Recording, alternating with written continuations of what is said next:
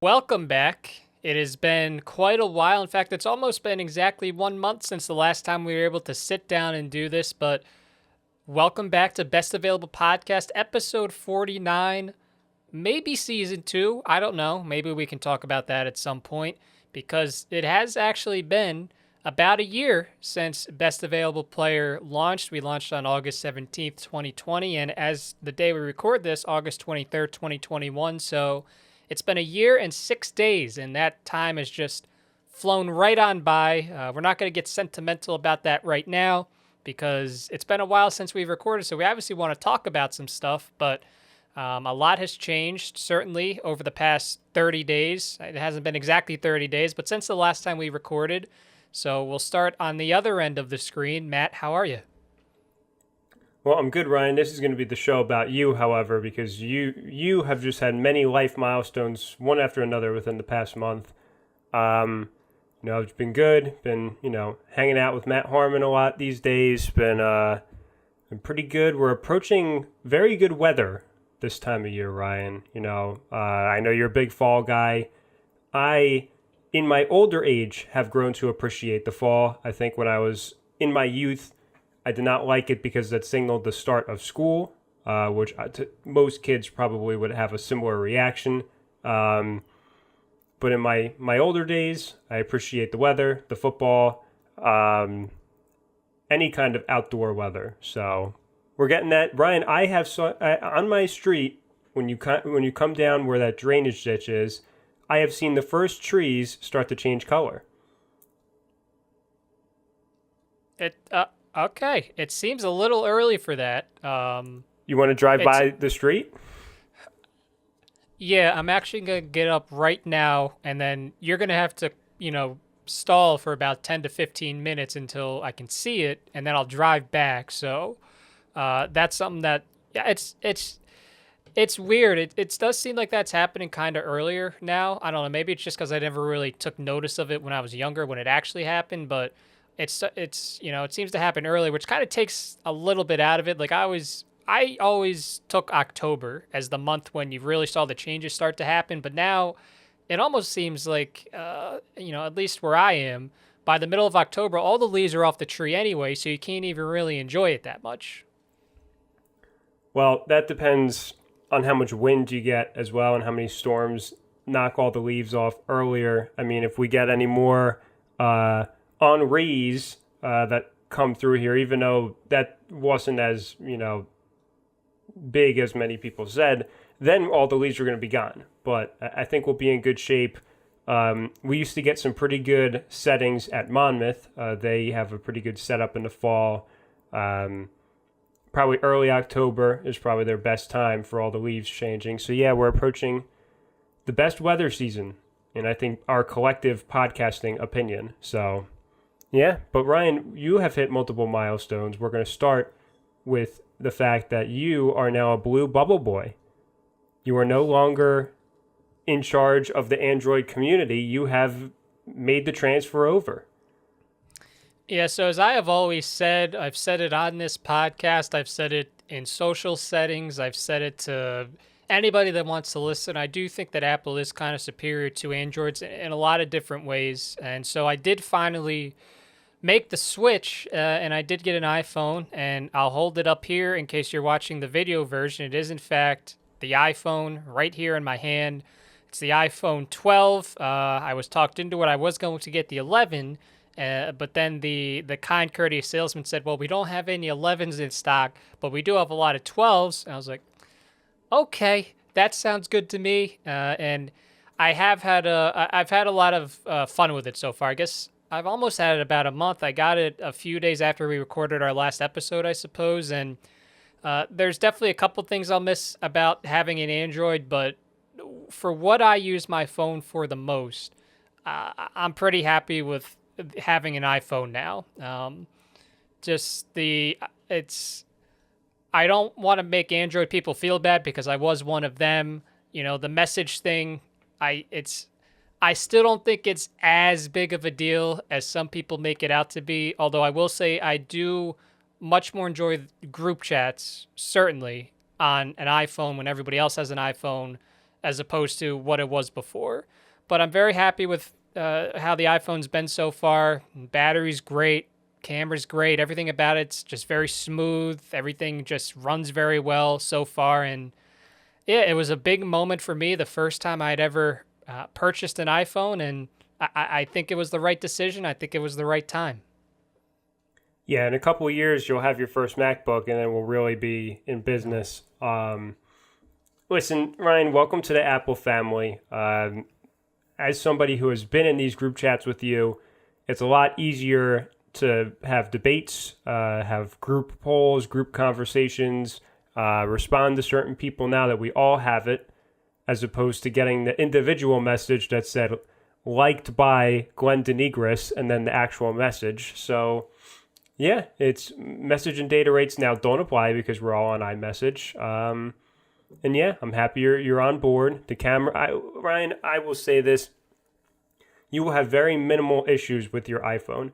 You know, maybe the occasional time when it gets a little jammed up, but that happens with any phone, you know, with that kind of technology in it. You know, maybe you just have to turn it off, turn it back on. Sometimes in the summer, it might overheat depending on how much you're using it or what you're using it with. But again, be a really smooth experience for you. So welcome to the club. So that was your first big milestone of many this past month. You're also a big football guy now, but you have to clarify Yes. the football. Yeah. So I don't. It's actually a nice transition. I don't think that would have happened if I did not get the iPhone, but some people probably know if you purchase an Apple product, they usually like to throw in a couple of, nice little benefits for you to take advantage of. Sometimes it's a subscription to Apple Music. Sometimes it's a subscription or just something for one of their other things. For me, the benefit that I was really looking forward to was the 3-month trial of Apple TV Plus that I was able to get because I purchased the iPhone. And there had been a few shows on there that I wanted to check out. There was the one with Steve Carell and Jennifer Aniston, The Morning Show, which I still need to check out. That's on the list. There was Mr. Corman with Joseph Gordon-Levitt. I've watched through the first 4 episodes of that. That's been an interesting show. But the show I wanted to watch the most was Ted Lasso. I had seen the previews. I had heard a lot of great things about it. And of course, they're obviously doing very well on the award nominations, and they got a ton of Emmy nominations for season 1. But I couldn't watch it. I could have watched it. But, you don't need to have an iPhone or anything to use Apple TV Plus. But I figured since I had it, it made the most sense. So I signed up for an account. And first thing I watched was Ted Lasso. And I got through all of season 1. And now I'm all caught up with season 2. And it is in contention for probably my favorite show ever. I mean, Schitt's Creek is definitely up there, but Ted Lasso is giving it strong competition. I love it. I love everything about the show. We could talk about it a little more in a second, but it did introduce me to this pageantry around the game of soccer. That's not it's not the main focal point. It's more of just like a setting, a backdrop for the show, but it showed me what soccer's really like overseas. I mean, it's been a sport that I've tried to get into for a while. I just never could. But this show, something clicked, and yeah. So now I am a football fan. I decided to just start with the Premier League, and so I've chosen to support the Spurs, Tottenham, and I actually sat down Sunday morning at 9 a.m. and I watched an entire Premier League match. So that was a good first step for me, I think, and I'm sure as time goes on, I'll become more involved. But yes, I now, after 24 years, think that I am a football fan. So, yay. Well, it's a shame this didn't happen with my big push for you to watch the Euros a few months ago, because that would have been a really good introduction to all the players that are in the Premier League. But regardless, Ryan, again, welcome to the football family. I was a pretty late bloomer on soccer as well, as you know. Kind of happened later on in our college days, but, as someone who's engrossed in the American game, it's always cool to wake up early, especially now that my sleep schedule is kind of adjusted, to watch all the matches overseas. You mentioned I want to preface by saying I haven't seen Ted Lasso yet, just because I got my iPhone a long time ago and I have not done the 7-day free trial to watch it. But, the pageantry, the backdrop, everything about the Premier League is really fun. Really, all the leagues over there, whether it be Serie A, La Liga, Bundesliga, you can go down the list. Especially now that fans are back in the stands. Any match you put on, Ryan, another good part about it is a lot of them are on at like 2:45 during a weekday. So you're getting through the second half of your workday. You want to throw on a match on one of your screens. That's another good thing to have on too. So soccer is a very versatile sport, always on, any kind of competition. So welcome to the football family. I will say, we've talked about this before because I had asked you, I had some criteria that I wanted the team that I would become a supporter of to meet. And so I sent you a message. You sent me a few teams, and I did eventually settle on the Spurs. I initially was going to pick Crystal Palace because in Ted Lasso, that's the club that the team is loosely based off of. I think their Crystal Palace's stadium is the one that's used for all the stadium shots and all the game shots in the show itself. I might be wrong on that. I'd have to double check, but I did end up going with the Spurs, and I was, I do have to say this. I've watched one of their matches and they won, so they are now one. They're perfect. They have a perfect winning percentage since I've started watching them, so I would like to give myself a little credit with that. But yeah, Ted Lasso itself it's such a perfect show. Jason Sudeikis, I've enjoyed his work as an actor before. Especially, I think my favorite movie of his is probably We're the Millers. I think he did a great job there. But just everyone in that show just works so perfectly off of each other. Like you can tell it's the type of show where these people interact extremely well. They're extremely friendly off the camera too. Like with him, Hannah Waddingham, Juno Temple, Brett Goldstein is probably my favorite character. He plays Roy Kent. Just Jeremy Swift, every single person in the show is just absolutely phenomenal. Like, it's been a while, especially in the streaming age, where there's a show that I'm always looking forward to watching, but I have to wait a week to watch it. But now Ted Lasso, as soon as that episode becomes available 12 a.m. on Fridays, that's what I'm doing at 12 a.m. on a Friday. I'm watching that show. It's so perfect. They're going to win a lot of awards during award season, and it's all going to be worth it. They're all going to be earned because they did a hell of a job on season 1. Season 2, I think it's just as good as the first. It's been a lot of fun. Yeah, I'm excited to watch it. I told you off the air. I'm going to wait till season 2 is over and then just knock it all out in 7 days just because I can't afford another streaming service at all. I can't afford the ones that I have. I have some couple other recommendations for you. Some more documentary-based, Ryan, if you're interested in European soccer, that you're going to have to remind me of, and I'll text them to you later. But in any case, the next step, Ryan, is to get you into Major League Soccer. That is my next goal, because now you're watching the Premier League. That's great. And then I kind of told you, this past Saturday, you wake up, right? I skipped the 7:30 in the morning game too, so unless, your Spurs are playing, wake up at 9 a.m., then you got wall-to-wall soccer. It's like March Madness every Saturday. You got all these leagues from 9 a.m. to, in most cases for Major League Soccer, like 12:30 in the morning on Sunday. So it's great. We got to get you into that. That's my next step. I got to take you around the local circuit too, to some of the lower leagues. Jackson Lions and the Garden State Soccer League, that's on our list. We got to take you back to a Monmouth soccer game, Ryan. That's also on the list. So yeah, we're going to have a busy fall getting you into the soccer circuit, both in New Jersey, both in North America, and globally. That's our big goal now.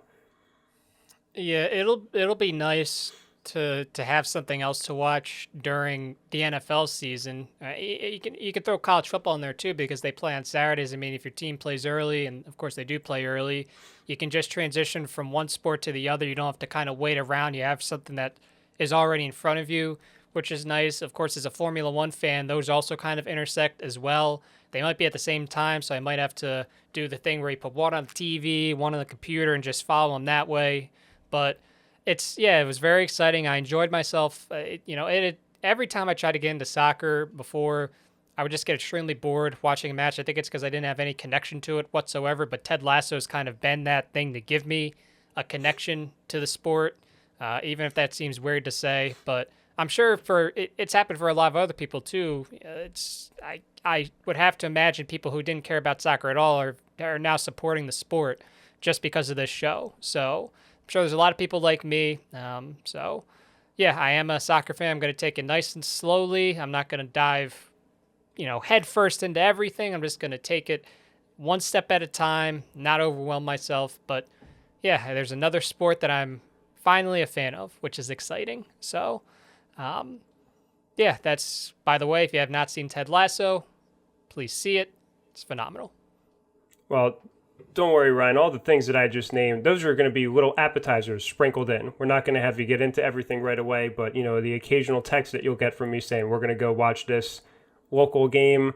Now that you start watching it, you'll start to get invested in players. And, listen, I get it, right? I mean, a lot of people, like, if you didn't grow up playing the game, it's going to be a little bit harder for you to get into it, I guess. You and you didn't play soccer, right? Lumberton soccer, rec league soccer.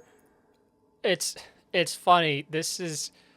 I like to think I have a pretty good memory, and one of the things I remember most vividly about my childhood is that my mother signed me up to play soccer at that age, like the first introduction, like 4 years old.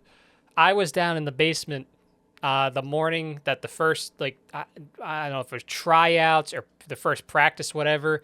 I was playing Spyro, Year of the Dragon, the third Spyro game, and I was just really invested in that. So my mom comes down, she's like, Ryan, it's time to go. I'm like, no, I'm playing this. She's like, come on, I signed you up, you're going to do this. I'm like, no, I don't want to do it. And so I never played soccer. I was this close to probably playing soccer growing up, and it just never happened. So that probably, it's that I don't know if that played a role in me not liking soccer growing up, but yeah, I'm just very happy that I now have something else to latch onto, to support, to learn about. So that'll be a nice way to occupy my time throughout the weeks, throughout the weekends, over the next several months. Speaking of, Matt, we at the top of the show, you said that we're kind of approaching a really good time of year, which is the fall. And this is a sports podcast. We will talk about something this is kind of sports related if you think about it.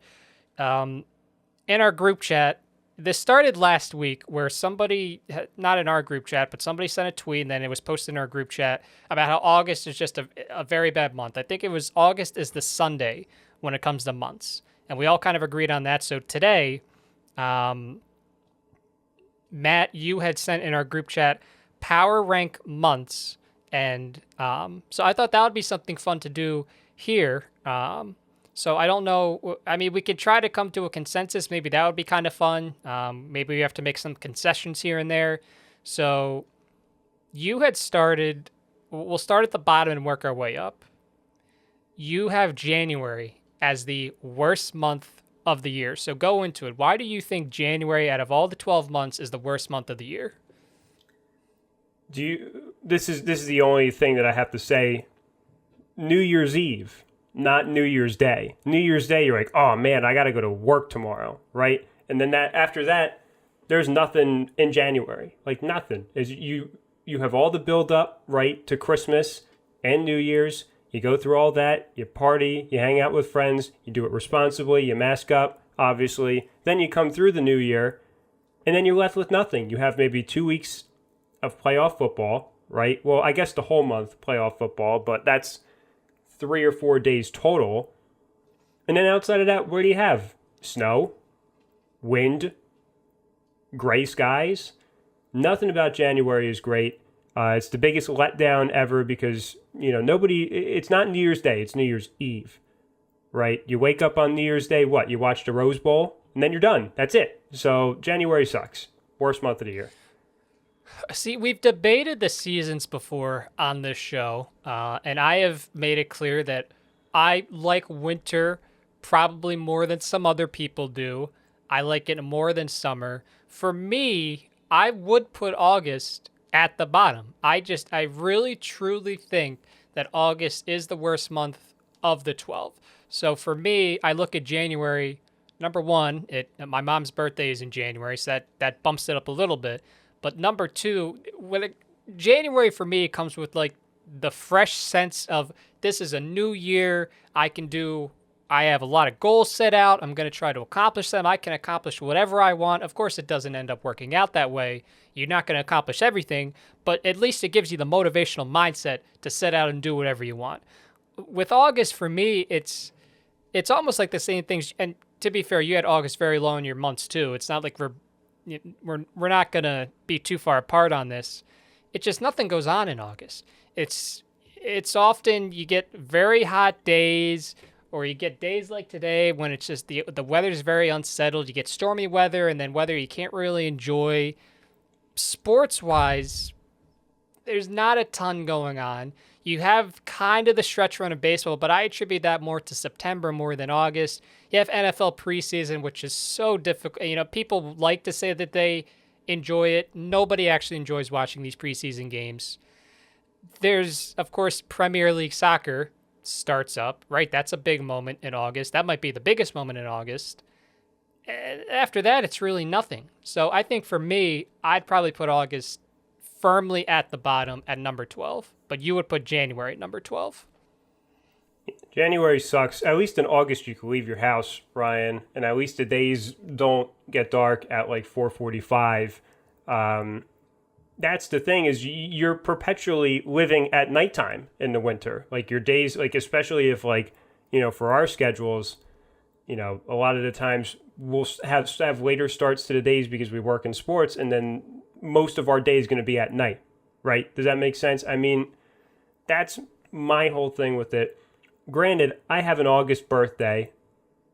I'm willing to admit August stinks. I'm not a big birthday guy, for my own birthday at least. I'll celebrate other people's birthdays, but mine I don't really care about. But in any case, August is kind of lame, especially when you're a kid, right? The beginning part of August is great when you're a kid, but it's lame basically now, right? Because you're like, oh man, I got to go to school pretty much next week, right? Especially, maybe not so much college, because college we looked forward to it, but, K through 12, definitely a very sucky part of the year for sure, because you got to go out with your parents, buy school supplies, you see what kind of classes you have books, and you're like, this is going to be my life till June. So I agree. I will objectively put August within the bottom three. I know your birthday's in February, which is my number 11 spot. No offense, Ryan. I think I've said this direct quote before. No offense, February sucks. Just as bad. I think we do share, the same 3 months at the bottom. They might just be in different orders. We can both agree that January, February, and August are at the bottom in whatever order. Zach Cosenza actually sent his own power rankings, and I don't know what Glenn would think, but Zach has February at 12, January at 11. He has August at 6, which I think is quite a stretch. But you had January at the bottom, then February, then August. So in some order, I do agree that out of the 12 months of the year, those are certainly the worst. I do have a February birthday, but I just think it's, if August is the Sunday of like the months of the year, I think February is probably Monday. I mean, going into your January thing, the days are still short. Obviously, they're getting progressively longer, but it doesn't seem like until later. The weather's not very good. And from a sports perspective, you really don't have much going on. You're kind of in the middle of the season with the NBA and the NHL. NFL's over. So it's Major League Baseball spring training starts, so that's a positive, but you don't really get that kicked into gear until March. So I agree with your take that February is a pretty bad month when you take a look at it. Yeah, I mean, you have the Super Bowl, and that's it, right? So I like the back half of February when it starts to get a little bit lighter out for longer periods of time, but I don't know. I mean, February, pretty much our winters as a whole, not to get political, but they're much warmer than they were when we were kids. So it's not as bad to be like, oh man, the winter, like it's going to be so cold. Like it's really not anymore. We've had weeks when, 60, 70% of the days in February were like 50 degrees or something, right? I mean, you have to fact check that number, but it certainly felt like that, especially this year. So it's, February when we were kids was probably a lot worse, weather-wise, and just, oh man, grr, I hate the winter kind of thing. Like, not so much anymore, so, but still. No offense to we put both, look at this. Look at how objective we are. Both of our birthday months are in the bottom three. That's really mature by us, I think. Mm-hmm. Yeah. That's, some people would put their birthday months and celebrate. I hate these people who celebrate their birthday month at the top, but we are very objective journalists, podcasters. So we put it where they belong, which is at the bottom. So we'll give ourselves a virtual pat on the back. I want to jump to the top real quick because I do agree with some of the months you have at the top. So you had November #1, December #2, March #3, October #4, but then you said that you could consider moving October up. I think for most people, those months are probably at the top. Just, I have October personally at #1. I think you got the baseball playoffs, you have NFL and college football in full swing, love Premier League, obviously. Motorsports are getting towards the end of their season. NHL starting up, NBA starting up. You just have so much going on, in addition to the fact that you get these nice scenic backdrops whenever you drive with all the leaves changing colors on the trees. You start to get that nice brisk kick in the morning when you walk out the door, which feels nice, especially because as the day warms up, you get like those 60-degree days. The clouds are nice with the sun in the sky. It's just, I think October, for all intents and purposes, is the best month of the year. But you have November. I'm sure Thanksgiving plays a part in that, but what else about November has it a #1 for you? Well, first, I'm willing to concede on October. I think every point you made is valid. I think, especially with our morning show days, we can appreciate the little brisk kick, right? I mean, it wakes you up a little bit, you feel it. For me personally, starts with October. The air is a lot easier to breathe. As somebody who, when you watch the news, air quality for sensitive groups, I kind of fit into that category. So, like, it's easier for me to just enjoy myself outdoors during that time of the year. You get the apple, pumpkin picking, any fruit or vegetable picking, right? Or any kind of picking, we will go with that, right? Pumpkin picking, apple picking. What else? What other fruits am I forgetting, Ryan? It's just time Corn to go to a. maze. That's not picking, but it's still a vegetable. So you decorate your front step, right? You got Halloween, for people who are into that, and I forget if you're as anti-Halloween as I am, but regardless, it's a big thing for a lot of people. So I'll concede to that. In terms of November, Ryan, November is Thursday, right? It's Thursday because you're building up, right? You're like, oh man, the weekend, aka December, right? All the holidays, being able to take some time off, see your family in most cases. So you have that anticipation on November 1st. And on the back half of November, I would argue the week of Thanksgiving, it's acceptable to start playing Christmas music. Start getting in the mode, right? You start thinking about your decorations. Even in the month of November, you see, and I know you're going to be like, oh no, it should be reserved for December, because I think you're one of those people. But in any case, you walk into stores, you start to see the decorations in the stores. You're like, oh man, we made it, right? We made it to like the best time of the year, all kinds of food. And plus Thanksgiving, you mentioned it too. Hopefully this year we'll have a little bit more of a normal Thanksgiving, even though, again, not to get political, but we're probably not.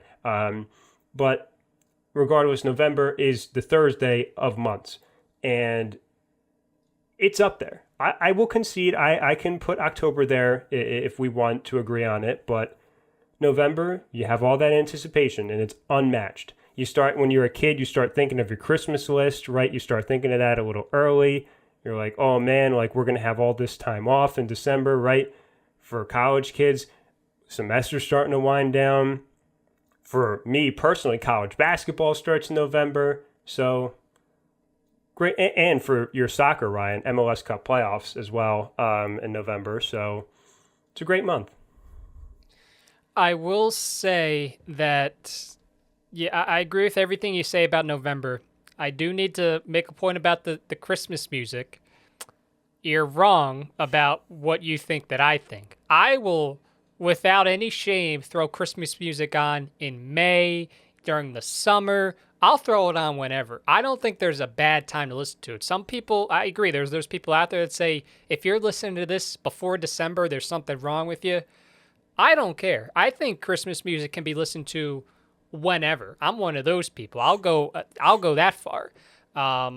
So I do agree though that week leading up to Thanksgiving, it's just you get that kind of special feeling for a lot of different reasons. And then you had December number 2, which of course November, if you said that it's the Thursday, it leads into that nice December where it's just, even as you get older, there's it's gonna sound weird to say this. There's just something magical about December. Like everything just seems better in December, despite the fact that the days are shorter, the temperatures are dropping, weather might become an issue, but everything just seems great in December. And I think we've talked about this before. I don't remember if you agree with me on this or not. Christmas Eve far superior to Christmas Day. Yes or no? I think any Eve, New Year's Eve, Christmas Eve, they're superior, right? I mean, you don't have a New Year's Day. You have a New Year's Day parade. Ooh, great. You see floats. But New Year's Eve has its own program, right? It's a long-standing program on ABC or whatever channel you watch it on. Same thing with Christmas Eve, right? You have all the anticipation when you're a kid. You go to bed the night before, you can't sleep. You're like, oh, man. So I agree with that. I agree with the and I do want to issue an apology. I lumped you into the wrong category of Christmas music appreciation. Might be some of our other friends. I know Jill is very anti Christmas music prior to December, I believe, along with a couple of our other friends. But, they'll warm up to it eventually. In any case, one thing I also wanted to add, this is in November, the first Christmas commercial. Whether it could be a car commercial, but you hear the little bells jingling in the background or something about that. That's just different. And then you mentioned the happy part of it. I mean, regardless of what, holidays you celebrate, I think collectively we can all come together and say that we all feel happier that time of the year just to be with people. Hopefully that happens this year. But yeah, so you make great points. I think we could come to a consensus on these 3 months. I'll even bump March down to 4 to concede October into the top 3. So there we go. We have a consensus top 3. Yeah. And yeah, I think that's good enough. I will say, you talk about the commercials. I think I tweeted about this last year. First, people in our region, they're going to be the only ones that kind of understand it. It's not, for me, the holiday season until you see the first Pennsylvania lottery commercial with that guy wearing the jacket buying the scratch-offs at that little side hut down on the street with the carolers. Until I see that, it's not officially holiday season. Well, you forgot Gus, too. Gus the groundhog, who is an integral part of these commercials. The one with the Christmas carols, right? Yeah. I'm not going to start singing it, but it was like, I could sing it for you, but I won't on the podcast. I'll spare it for anyone. They could text me and I'll send them a snap video of it if they really want it. But in any case, actually don't hold me to that because I won't. But I agree. Gus plays an integral part. I also think, I don't know if you tweeted this too, or this might be for a different part, but local car dealership commercials during the holidays. Yes. Also are a big part of it. I know for Jill, she likes the Hershey Kiss bell one, right? When they're in the shape of like a bell and the rings. That's a staple. So yeah, the commercials definitely add to it. That's probably the only time of the year I won't get aggravated that I have commercials going on. So yeah, and that says a lot from, probably any sports fan out there. And we are a sports podcast, so I'll slip some sports in there. You don't watch commercials if you're a sports fan, right? I mean, you just flip to a different channel. Even flip to the news. That's what I do now. I can't sit there and watch, some local car dealership talking about the year-end sales event. But yeah, so December, great month. And then in the middle, ours would be similar. If you're a summer fan, obviously you're going to have June and July and maybe even May at the top of the list. But I agree with you. You have May, September, June, April, July before the final 3 months of the season that we talked about. I think in any order, you could probably put those in. I've been a big-time proponent to much slander that summer is the worst month of the year. So I'd probably put June and July a little lower and move September up. I would move maybe May. I don't know. But I would probably have June and July closer to January, February, August than towards the top. I don't like summer. I've long said that the only acceptable order of the seasons is fall, spring, winter, summer. And if you disagree with that, I respect you, but you're wrong. But I think overall, that group of five, they're in the right place. So before we can save March, I think we skipped over March. We'll save that for the end of this segment. Yeah, that's definitely in the top four. So we can get to So that. we'll circle back to March, but to keep it moving with the middle months, to lump them all together. I am a little bit more pro summer as someone who, as you know, worked at a summer camp for a long time, went to a summer camp. Nothing beats that feeling of just being outdoors all day. You get used to the heat when you are like that, but if you're not like at a camp really outside every day, as I am now, obviously not doing that, I see the other side, right? I see the other side when I walk outside at work and I'm just like, oh man, it's 95 degrees out and I'm starting to get out of breath now because I'm like soft because I'm not out there every day. So I see that, I could get behind it. I think you might be singing a different tune if we were up there at Monmouth during the summers, right? And I think I would be singing a different tune as well to have them, I think if you have like a beach summer, then it might be high, right? But for me, I can agree with you, in our current age, right, with me not being at a summer camp every day, put them in the middle.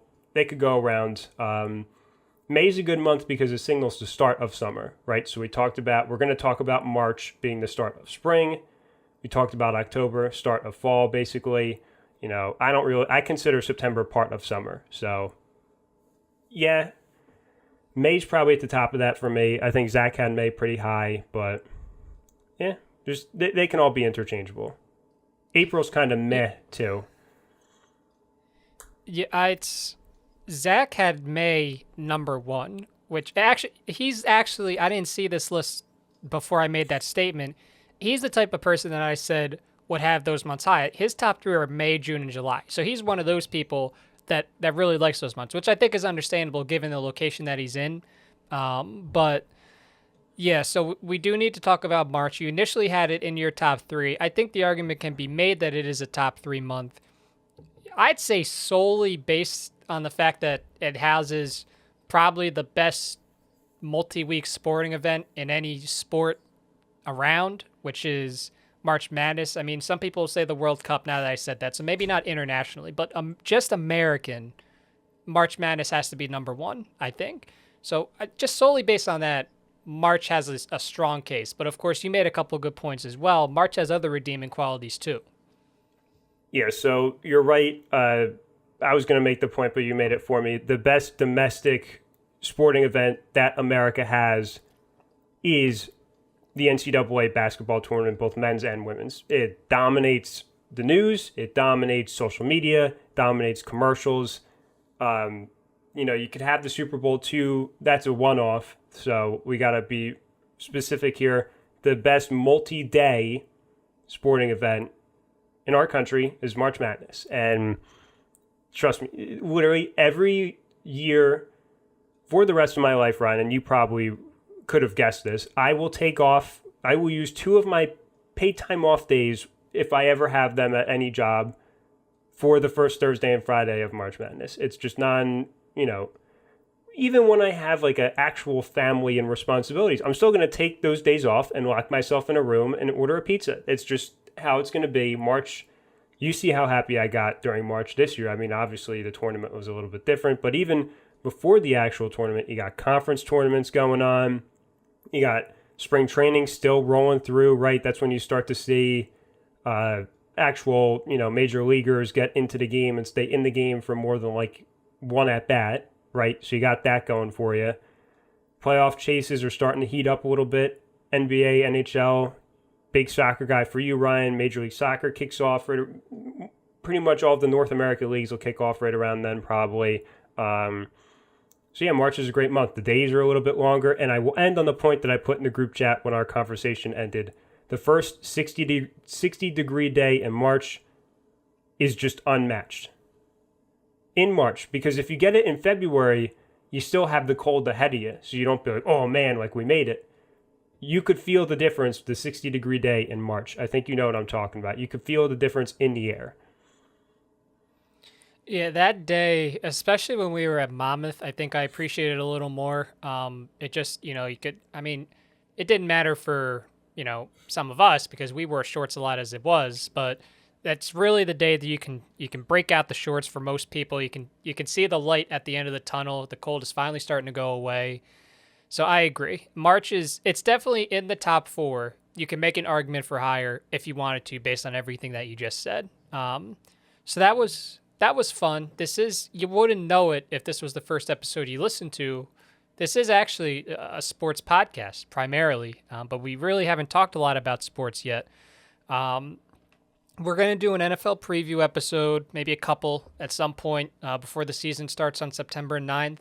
The more that I watch Premier League soccer, I'm sure we're going to start talking about that a lot more. Formula One has been on their summer break. They come back this Sunday. It's the final race of NASCAR's regular season this Saturday at Daytona, so I'm sure we'll talk about the playoffs at some point in the future coming up. So obviously hockey's not going on right now. NBA's not going on right now. But we will talk a little baseball before we end. And the thing that I thought was most interesting since we last recorded, there was the report that came out that baseball may implement both a salary cap and a salary floor. So I don't remember what the cap figure was. I think the floor, I want to say, was a $100 million, maybe a little higher.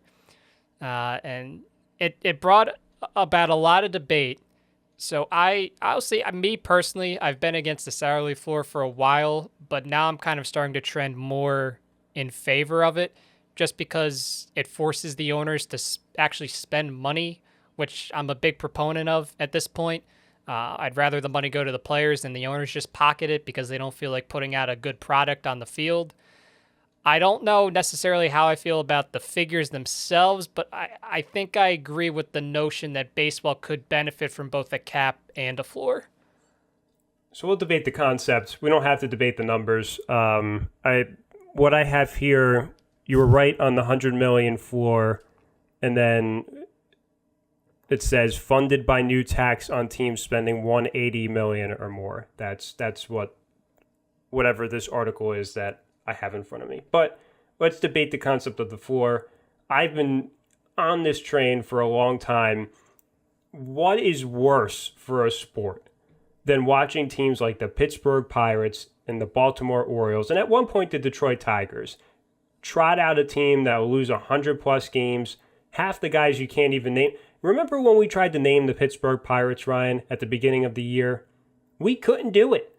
And no disrespect to those guys. I'm sure they're great baseball players, but you look at the payroll of the three teams that I just named, maybe not the Tigers anymore. You could see they're starting to kind of kick it into gear, but you look at the payroll, and you could throw in Cleveland as well. I think they were a big talking point. Really, really, really low. And you want to talk about competitiveness. You want to talk about, the balance. And people give the NBA so much crap for teams that tank, and that's just because it was more of a topic. But teams in baseball have been doing this too, and the NBA has started to curb that a little bit, and I think they're doing a good job at it. And Major League Baseball's got to be next on the list, right? I mean, we shouldn't have teams losing 18 games straight like the Orioles have, right? I mean, you got to start putting money into teams. We had this debate on our very first podcast. You got to spend money a little bit to get fans invested, to generate the revenue, and that's how you make that money back that you're spending on the salary minimum. So I know you're kind of coming around to it. I'll let you get a point in. Yeah, so we have debated something like this going back to high school. I mean, you would always talk to me about the Sixers and why wouldn't you just spend money on some free agents, maybe try to make a positive culture? And I was like, well, I really don't think that's necessary. That time will come. I still I believe that to an extent, but I think for baseball especially, you need to put a salary floor into place. Actually, you talked about that Pirates exercise that we did. Outside, this might be a little easier for you because you're a Red Sox fan. I don't know. But The Orioles, they have John Means, they have Trey Mancini, they have Cedric Mullins. How many other players do you think that we could name on that roster right now? I'm trying hard to think about it while still talking. You say It's going to be pretty difficult. Austin Hayes, I think his name is, right? Is that Austin something? So that's four. Right? He's a guy. That's yeah. four. I mean, you have is to take Anthony it also. Santander still on the team? That might be five. Yeah. Yeah, you also have to take it, and I know I'm an AL East guy, but I do not watch on a nightly basis just because I got other stuff going on. So I try to follow along when I can. I always set the goal, this is a sidebar, at the beginning of the year when I say I'm going to watch so many Red Sox games, and then I get to like August, and it's just so hard to, because we got all kinds of other stuff going on. But in any case, yeah, I can't really name a lot of Orioles, Ryan. I really can't. I mean, because the guys that I remember might not even be on the team anymore. Santander is right. The other guy, Austin Hayes or whatever his name is, yeah, you mentioned the other players at the top of this segment. I mean, I would even branch it out, Ryan, to say, can we name any Orioles player from the past 3 years? And it probably wouldn't grow past 10. So I'm looking at the depth chart right now because tried as I may, I could not think of any more than the five that we got together. Their starting lineup, it said that it's their go-to starting lineup versus right-handed pitching. So we got Cedric Mullins, Ryan Mountcastle. I should have gotten him. He's number 2. Trey Mancini, Anthony Santander. Then you have DJ Stewart, Ramon Urias, Pedro Severino, Kelvin Gutierrez, Jahmai Jones. The bench, you have Austin Wynns, Jorge Mateo, and then, as you said, Austin Hayes. Their starting rotation, right now they only have 4. John Means, who we got, Spencer Watkins, Keegan Aiken, who the name's familiar, and Matt Harvey. And then their bullpen, they have a couple guys who, if they were on your team, you'd probably recognize the names. Guys like Fernando Abad, Paul Fry. If you're a Yankees fan, you'd recognize Dylan Tate's name. This team is the perfect example of why a salary floor in baseball would be so beneficial. I don't know who they would spend the money on necessarily, but the team would have to be better than I'd like to think, not to pat myself on the shoulder, I'd like to think I'm pretty in tune with how baseball rosters are constructed, the type of players and who the players are. There are more than several players on this roster I didn't even know existed until I just looked at this depth chart. Like I think that's unacceptable to an extent. Well, this has been going on for years with this franchise, my friend. I mean, we could even go back to the end days of our Monmouth years. I mean, right? I mean, it's been kind of a decline since they were in the playoffs when we were in high school. It's just not good. It's not good for the game in many ways because it's going to influence playoff races too, right? I mean, playing a lot of games against a team like Baltimore is going to favor, teams like, the Yankees, the Red Sox, as opposed to a team out west, like the Mariners, who are trying to climb back into things a little bit. It's going to be a lot tougher for them being in a division with teams that are actually trying to put a team out onto the field. So, again, we had this debate on our very first show. You got to put some money into it, especially in baseball, because you play so many games and so much money, Ryan, goes into just opening these venues up and playing a professional game, right? We don't even really think about that. The grounds crew, all the player staff and personnel, all the concession stands, right? All of just everything that goes into it to open up Camden Yards and then to be able to play a game there. And you're doing that 80 plus times a year, just home games. That's a lot of money you got to bring back. So in many ways, I don't know how this team is not losing money, right? You think they're not spending money but even still, I don't think they're really breaking even because you're not generating enough revenue, selling tickets, selling jerseys, memorabilia, whatever, to break even. You need players to do that. That's what I said about the Red Sox. You could do both, and it works. So I think that this is long overdue, honestly. Depending on where you look, I don't want this to just be an Orioles thing. It's just they're such a perfect example for this. Most places where you look, they have one of the best farm systems in baseball. Some places will say they have the top farm system in baseball, especially since Franco from the Rays was recalled, so he's going to lose his prospect status eventually. That's good. That means that there's clearly going to be help on the way. But I agree that with what you said, I think is a good point. You can amass that farm system talent while also making or constructing a team you don't have to construct a team that's going to win 90 games and be a playoff contender, but you can construct a team that's not going to lose 18 games in a row and be in contention for the number one overall pick. It doesn't have to be those two extremes. There's a place in the middle where you can theoretically make that team be. And I do agree that I think that this in baseball is certainly long overdue. I don't know if it's going to pass. Of course, the CBA, they're going to try to get some new things in there. So I do hope that for the sake of baseball, this passes, because I think you mentioned how the revenue, I think, was a good point in terms of the amount of fans actually going to the stadium as opposed to all the things that you need to do to make a baseball game happen in terms of the monetary aspect. And I saw an argument that, you can't impose a $100 million salary floor because some of these teams are just going to lose a ton of money that way. I think there's two teams where that's the case, maybe three, and that's the Rays, the Marlins, and the Athletics. For a team like the Orioles, I think you'd see more fans there. I don't think the organization would lose money if they actually put out a somewhat decent product. So I don't think you could use that excuse for an organization like the Orioles.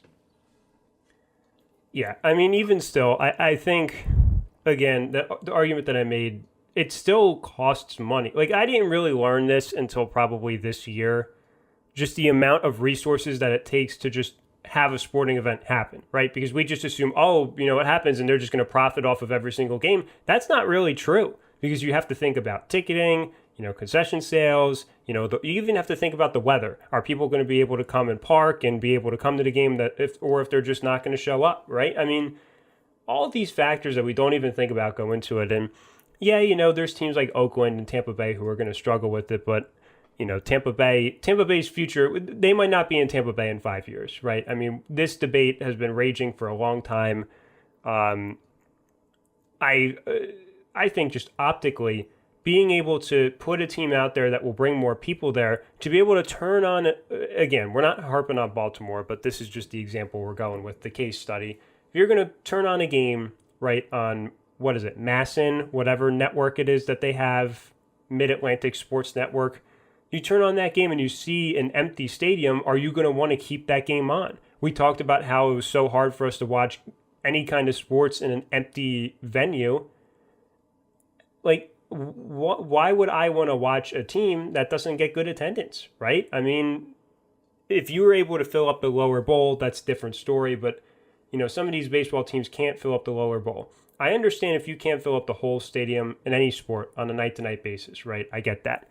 But if you could get the lower bowl, which is basically what is seen on the TV camera, right? And this is what a lot of sports teams do. They'll kind of push it down there so you could see it. That's great. But you don't even see that sometimes. So it's just disappointing when you have like a guaranteed win, right, on the schedule, because it takes the fun out of sports. So I'm a fan of this. I'm sure all the rich guys out there that own these teams are going to have complaints about it, but you got to spend money to make money. That's, what is that the Dave Ramsey train of thought? Is that what he used to teach us in high school, Ryan? Spend money to make money? He taught us to never get a credit card. That's what he taught us, and to always have an emergency fund. And he taught us the debt snowball. That was another thing. I feel like and that's about all I remember. You need a credit card to get any kind of big adult purchase, I feel like. You need to have credit, right? I mean, am I wrong in that? Well, we could do that another day. We don't need to be dishing out financial advice right now. But that'll be our new podcast. Yeah, we'll have to branch out. I'm a fan of it, Ryan. I really am. As much as it's great to see teams like the Padres and Dodgers loading up on all these players for an exciting playoff chase, you would like to see it a little more spread out. Again, people give the NBA so much crap for it, but in reality, I would make the case, Ryan, and I don't know if you would agree with me, that Major League Baseball is much more kind of pushed into a select group of teams in terms of the good player pool, as opposed to the NBA. The NBA is a lot more balanced than Major League Baseball, at least right now. I can make a really good argument about that. Yeah, probably. I don't disagree. I think that's a good. You could definitely make an argument for that. You could probably win that argument if you thought long and hard about it.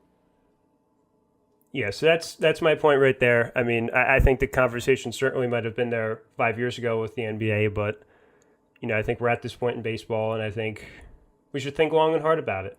It would at least put a little bit more of a competitive edge into things and not swing playoff races and everything else. So I would be okay with this. So to end on this, the reason we use the Orioles is because they are doing this intentionally, where they're not putting a good product out on the field. They are on pace to lose 112 games, and if they keep losing, they might lose even more. Right now, they're 38 and 85. They've lost 18 straight. Their run differential is negative 233, which is by far the worst in baseball. The next closest is Pittsburgh, who's only, and I say only in quotation marks, at negative 189. So it's quite the big gap. So the Orioles lost 115 games in 2018. They lost 108 in 2019. We're not counting 2020 because that was only 60 games. At some point, baseball will address this, whether it is the salary floor, whether it is other anti-tanking measures. Baseball is going to address this eventually somehow, because it's not good optics for the league for a team to be this bad. It's not acceptable. But as I said, this is all going to be part of the next CBA. I'm sure we'll talk about that during the off season, leading up to throughout the winter, because it's going to be a big talking point, certainly. But I think that'll be it for this episode, Matt, unless something has happened over the past 30 days that has popped your tarts so much that you need to get it out right now. People that say they watch preseason football, you hinted at it earlier. I watch maybe a couple drives of the first game, and then I can't do it. So people who will sit there and watch a full preseason game from start to finish and be like, wow, that was great. That's what pops my tarts. I can't do it. If you could do it, God bless you, but I can't. It's tough. So I'll see you in September for anyone who wants to watch football. Actually, no, we got college football in just a couple days. So I'll watch that, but preseason football, no thanks. So thank you for sticking with us through our little sabbatical away from podcasting. We are happy to be back with episode 49. The Big 5-0 will be the next episode that we do, which is exciting. But thank you for listening to this episode of Best Available Podcast. You can listen to it on all your favorite streaming platforms. You can watch it on our YouTube channel, Best Available Player, and that's going to do it. So once again, thank you for listening. We'll catch you all again next time.